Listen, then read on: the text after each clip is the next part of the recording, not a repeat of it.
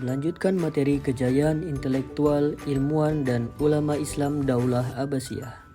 Sejarah kebudayaan Islam, kelas 8A.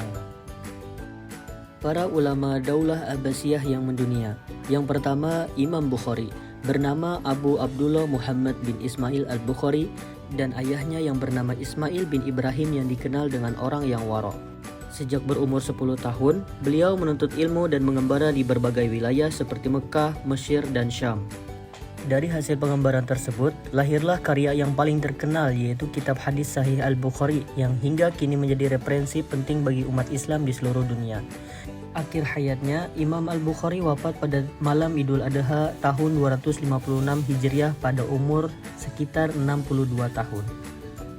Yang kedua adalah Imam Muslim, bernama Imam Abul Husain Muslim bin Al-Hajj, dilahirkan di Nasaibur pada tahun 202 Hijriah atau 817 Masehi, tempat berkumpulnya ulama besar dan pusat peradaban.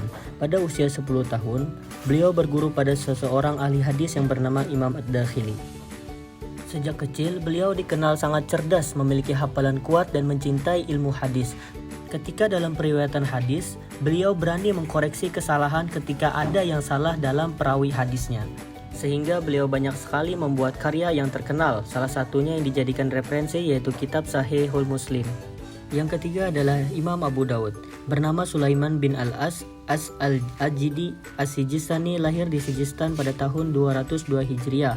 Sejak kecil Abu Daud sudah mencintai ilmu dan para ulama, mengelilingi dan belajar dari negeri ke negeri untuk belajar hadis dari para ulama. Abu Daud meninggal di Basrah pada tanggal 16 Syawal 275 Hijriah. Kitab karangan Abu Daud yaitu Kitab Sunan dipuji kesahihannya oleh Ahmad bin Hambal selaku guru dari Imam Abu Daud. Kepribadian Imam Abu Daud yaitu dikenal sebagai orang yang waro', bijaksana, dengan kepribadian yang menyerupai Nabi Muhammad SAW. Yang keempat, Imam At-Tirmidzi, bernama Muhammad bin Isa bin Surah At-Tirmidzi. Sejak muda beliau menuntut ilmu hadis dari para ulama besar, diantaranya Imam Bukhari dan Imam Muslim.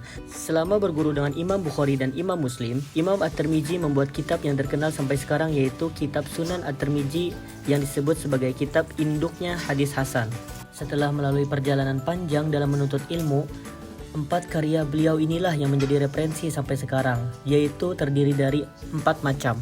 Yang pertama Al-Ilal, yang kedua Al-Asma wal Kuna, yang ketiga Asma As-Sahabah, yang keempat adalah Kitab Sunan At-Tirmidzi. Yang kelima Imam An-Nasai, bernama Abu Abdurrahman bin Suaib bin Ali ibnu Abi Bakar ibnu Sinan An-Nasai. Beliau lahir pada tahun 215 Hijriah di kota An-Nasai dan wafat pada tahun 303 atau 919 Masehi dan dimakamkan di Palestina. Imam Nasai terkenal karena ketinggian sanad hadisnya. Kitab Sunan An-Nasai mengandung lebih sedikit hadis doibnya setelah hadis Sahih Bukhari dan hadis Sahih Muslim. Sehingga kitab Sunan An-Nasai termasuk dalam 6 kitab hadis utama yang disebut dengan Kutubus Sittah. Yang keenam Imam Ibnu Majah, bernama Abu Abdullah Muhammad bin Yazid bin Majah Ar-Rabi'i Al-Qazwini. Ibnu Majah dilahirkan di Qazwini, Irak pada tahun 209 Hijriah dan meninggal pada tanggal 22 Ramadan tahun 273 Hijriah. Sejak remaja, beliau sudah gemar belajar hadis kepada Ali bin Muhammad At-Tanafsi dan menulis puluhan buku baik dalam bidang hadis, sejarah, fikih maupun tafsir. Dan banyak kontribusi Imam Ibnu Majah di bidang ilmu Islam, khususnya bidang ilmu hadis. Dan karyanya yang terkenal yaitu Kitab Sunan Ibnu Majah yang berisi 4.241 hadis. Memasuki 4 ulama mazhab. Yang pertama Imam Hanafi, bernama Nu'man bin Sabit bin Zuta bin Mahan At-Taimi, lahir di Kufa, Irak pada tahun 80 Hijriah dan wafat di Baghdad, Irak pada tahun 148 Hijriah. Beliau adalah pendiri mazhab Hanafi dan pernah merawikan hadis bersama sahabat Nabi yang bernama Anas bin Malik. Karya beliau yang paling terkenal adalah Fikih Akbar, Al-Alim wal Mutam, dan Musnad Fikih Akbar. Orang yang pertama kali menyusun kitab fikih dari bab toharoh, salat, dan seterusnya. Metode yang dipakai adalah Al-Quran, Sunnah, dan lain-lain. Yang kedua adalah Imam Malik, bernama Abu Abdullah Malik bin Anas bin Malik bin Abi Amir al-Asbahi. Lahir di Madinah Munawarah pada tahun 93 dan meninggal pada tahun 1779 Hijriah pada usia 87 tahun. Sejak masih muda, Imam Malik dikenal sangat tekun belajar dan memiliki banyak guru. Ia menerima hadis dari 900 ulama terdiri dari 300 tabi'in dan 600 tabi'ut dan tabi'in. Karya Imam Malik yang paling terkenal ialah Kitab Al-Muwatta, yang terdiri dari hadis-hadis Nabi, pendapat para sahabat, tabi'in, dan ijtihad Imam Malik sendiri, berfokus pada hukum-hukum fikih.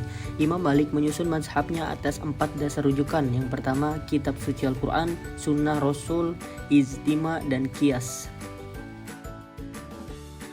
Yang ketiga, Imam Syafi'i. Nama beliau adalah Abu Abdullah Muhammad bin Idris bin Al-Abbas bin Utsman bin Syafi'i bin As-Sa'id bin Ubaid bin Abu Yazid bin Hasim bin Al-Muttalib bin Abdul Manaf bin Qusay. Nasab Imam Syafi'i menyambung dengan nasabnya Nabi Muhammad dan bisa dibilang Imam Syafi'i adalah kerabat jauh Nabi Muhammad. Sejak kecil Imam Syafi'i dikenal cerdas, fasih berbahasa Arab, dan kuat hafalannya. Pada usia 7 tahun sudah hafal Al-Quran dan 10 tahun sudah hafal kitab Muwatta, karya Imam Malik. Pada usia 15 tahun, beliau sudah diizinkan berfatwa oleh gurunya karena kecerdasannya. Beliau berguru dengan Imam Malik, bertemu dengan para murid Imam Abu Hanifah, dan saling berbagi ilmu. Karya Imam Syafi'i yang terkenal yaitu Kitab Ar-Risalah, yaitu kitab yang berisikan tentang ilmu usul fikih termasuk metodologi untuk menggali hukum dari Al-Quran dan Sunnah. Adapun yang kedua, Kitab Al-Um yang membahas permasalahan hukum fikih dengan mendalam mulai dari bab bersuci hingga muamalah, dan juga berisi usul fikih, tafsir, serta syarah hadisnya. Yang keempat bernama Imam Ahmad bin Hambal. Nama lengkap beliau adalah Ahmad bin Muhammad bin Hambal Al-Marwazi Al-Baghdadi. Lahir di Baghdad pada Rabiul Awal tahun 164 Hijriah Masehi. Sejak kecil beliau dikenal cerdas, rajin belajar, dan kuat hafalannya sehingga bisa menghafal Al-Quran di umur 15 tahun. Hafalan yang dimiliki oleh Ahmad bin Hambal lebih dari 1 juta hadis. Hal tersebut sampai diuji oleh Imam Syafi'i. Beliau berguru dengan 280 ulama lebih dan memiliki murid seperti Imam Bukhari, Imam Muslim, Abu Daud, An-Nasa'i, At-Tirmidzi, dan Ibnu Majah, termasuk penyusun kitab hadis terkenal. Karya terbesar beliau adalah kitab Musnad berisi lebih dari 2.700 hadis dan kitab Juhud. Mazhab Imam Ahmad bin Hambal berdasarkan Al-Quran, hadis, dan pendapat para sahabat, dan beliau sangat berhati-hati dalam berijtihad. Imam Hambal meninggal pada umur 77 tahun hari Jumat 12 Rabiul Awal tahun 241 Hijriah. Dalam proses penguburan, beliau dihadiri oleh 800.000 orang pelayat dan 60.000 orang pelayat perempuan. Memasuki bagian ketiga, ulama tafsir. Yang pertama, Imam Ibnu Jarir At-Tabrani. Beliau bernama Abu Ja'far Muhammad bin Jarir bin Yazid bin Katsir bin Ghalib al-Amali At-Tabrani. Lahir pada tahun 838 Masehi dan wafat Senin 27 Syawal pada usia 85 tahun. Pada masa Imam Ibnu Jarir, perkembangan kebudayaan Islam di bidang ilmu pengetahuan menambahkan kecintaan beliau kepada ilmu pengetahuan. Pada umur 7 tahun, beliau sudah mulai menghafal Al-Quran dan melakukan pencatatan hadis dimulai sejak usia 9 tahun. Beliau melakukan perjalanan ke berbagai wilayah dan kota untuk mendalami ilmu seperti belajar hadis, tafsir, fikih, qiraah, juga bahasa dan sastra Arab. Dan karya beliau yang paling terkenal adalah Tarikh Ar-Rasul wal Muluk yang membahas tentang berbagai peristiwa dalam sejarah Arab. Yang kedua, Ibnu Katsir bernama Imaduddin Ismail bin Umar bin Katsir Al-Quraisy Al-Busrawi.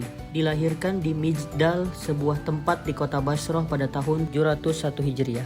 Ibnu Katsir hilang penglihatan di akhir hayatnya dan wafat di Damaskus pada Syam tahun 774 Hijriah. Beberapa karya Ibnu Katsir yang terkenal yaitu Tafsir Al-Quran, yaitu kitab tafsir dengan riwayat, telah diterbitkan berulang kali dan telah beredar oleh banyak ulama. Dan kitab Al-Bidayah wa Nihayah terdiri dari 14 jilid, berisi kisah-kisah para nabi dan umat-umat terdahulu, syirah nabawiyah, dan sejarah Islam.